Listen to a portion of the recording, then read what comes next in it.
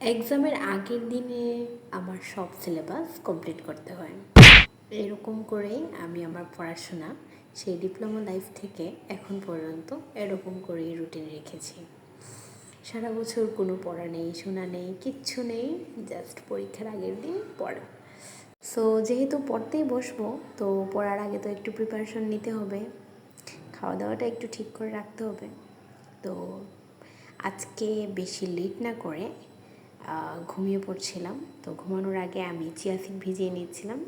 Chia সিডটা সারা রাত ভিজানোর পর সকালে খেলে চিয়া সিডে মূলত ফ্যাটি অ্যাসিড, ওমেগা, তারপরে হচ্ছে এখানে এটা খেলে আপনার রক্তচাপ কমবে, হজম ক্ষমতা বাড়বে, মাথা ঠান্ডা থাকবে, আর হচ্ছে আপনার স্কিন গ্লো করবে। সো সবগুলো উপকারী কিন্তু আপনি পেয়ে যাচ্ছেন এই চিয়া সিডে। তো সকালে ঘুম থেকে উঠে খালি পেটে এটা খেলে এর উপকারিতা কিন্তু অনেক বেশি। আমার এরকম অভ্যাস কয়েকদিন ধরেই চলছে। তো এক্সামের জন্য আরেকটু নিজেকে কী করছিলাম, সো এই যে রাতে ডিম খেয়ে নিচ্ছিলাম অ্যান্ড দেন সকালে ঘুম থেকে উঠলাম পড়াশোনা করার জন্য। এই যে আমি আমার যে এক্সামের যে শিটগুলো ছিল সেটা বের করে নিয়েছি, আর একটা নুডলস করে নিয়েছি, সাথে টিপ বিস্কিট এগুলো ছিল। আমার আসলে সকালের নাস্তাটা একটু হালকা পাতলা করতে ভালো লাগে। খুব একটা সময় আমি আসলে সকালে নাস্তা করতে পারি না। যখন সময় থাকে হাতে একটু নিজেকে প্যাম্পার করি।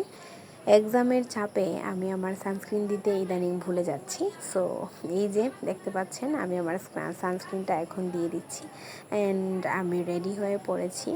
আমার যেহেতু 3টার দিকে আমার এক্সাম, সো আমাকে 2:30টার দিকে বের হয়ে যেতে হয় অ্যান্ড দেন আমি তাড়াহুড়া করেই বের হয়ে যাই। আর বাইরে আজকে কিন্তু সেরকম একটা ছিল না, রোদ ছিল না, বাট আসার সময় এক্সাম থেকে বের হওয়ার সময় দেখছি যে অনেক বেশি রোদ।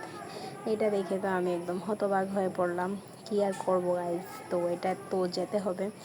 এখন বাসায় চলে যাচ্ছিলাম। এক্সামটা অনেক ভালো হয়েছিল, তাই মুডটাও ভালো ছিল। আমার আসলে সারাদিনের এই দৌড়াদৌড়ি লাইফ নিয়ে শেয়ার করলে আমার কার কাছে কীরকম লাগে সেটাও জানি না, বাট আমার লাইফটাই এরকম দৌড়াদৌড়ির মধ্যেই চলছে গাইজ, কিছু করার নাই।